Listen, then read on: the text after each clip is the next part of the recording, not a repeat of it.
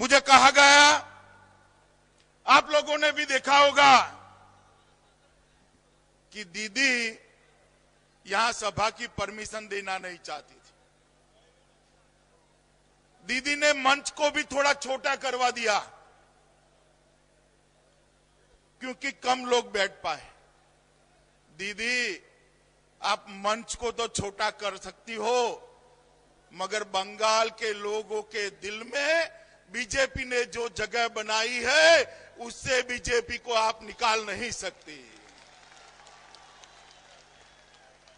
ये रैली दिखा रही है कि ममता दीदी, आपकी सरकार की उल्टी गिनती शुरू हो गई है, उल्टी गिनती शुरू हो गई है। 30 नवंबर को भारतीय जनता पार्टी का पश्चिम बंगाल यूनिट 6 साल से बीजेपी उत्थान दिन मना रही। मैं दूसरी बार ये बीजेपी उत्थान दिन में आप लोगों को मिलने के लिए यहां आया हूं, मगर मैं बताना चाहता हूं कि अगली 30 नवंबर को ये बीजेपी उत्थान दिन नहीं होगा, तृणमूल पतन दिन होगा। ये निश्चित दिखाई दे पड़ रहा है, क्योंकि बीजेपी के उत्थान में अपने आप तृणमूल का पतन लिखा हुआ है मित्रों।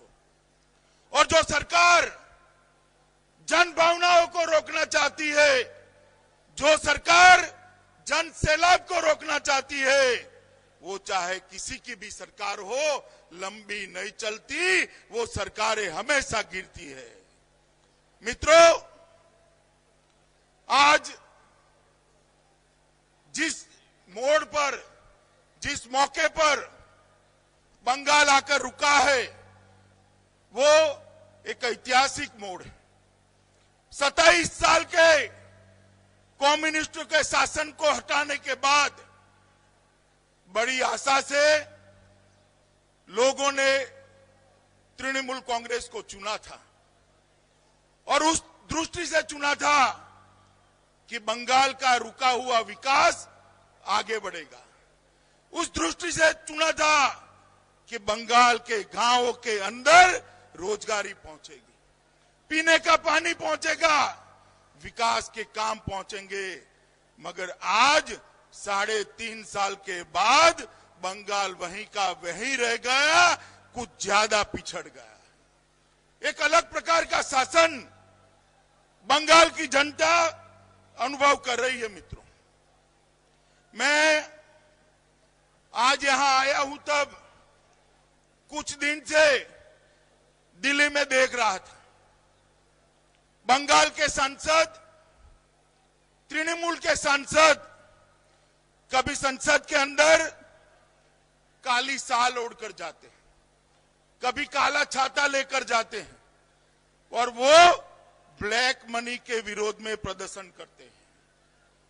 मैं पूछना चाहता हूं दीदी को कि दीदी, आप सांसदों को तो भेज रही है ब्लैक मनी के विरोध में, मगर शारदा चिट फंड में जो पैसा गया है वो ब्लैक है या व्हाइट है? शारदा चिट फंड के दोषियों को क्यों बचा रही? ममता जी, आपको याद होना चाहिए, आपने एक आंदोलन किया था, सिंगूर का आंदोलन। आप लोगों को याद है ना? सिर्फ 1200 लोगों की जमीन सिंगूर के अंदर गई थी और ममता दीदी ने आमरण अनशन किया था और पूरे बंगाल के अंदर एक प्रकार की चेतना जागरूक करने का प्रयास किया था। आज शारदा चिट फंड और बाकी के चिट फंड के अंदर कुल मिलाकर 17 लाख लोगों से ज्यादा लोगों के पैसे फंसे हैं। ममता दीदी रोड पर आंदोलन करने के लिए क्यों नहीं आती? मैं पूछना चाहता हूं ममता दीदी को, जिन लोगों के पैसे दिए फंसे हैं उनके लिए आपकी कोई जिम्मेदारी है या नहीं है? जिन लोगों के पैसे फंसे हैं उनके लिए आपके मन में कोई चिंता है या नहीं? ये चिट फंड के साथ कौन जुड़े हैं? पहले तो आरोप लगता था, मगर अब सिद्ध हो गया है कि टीएमसी के नेता ही इस चिट फंड को आगे चलाने में मदद करते थे। रेल कनेक्टिविटी से जुड़ रहा है,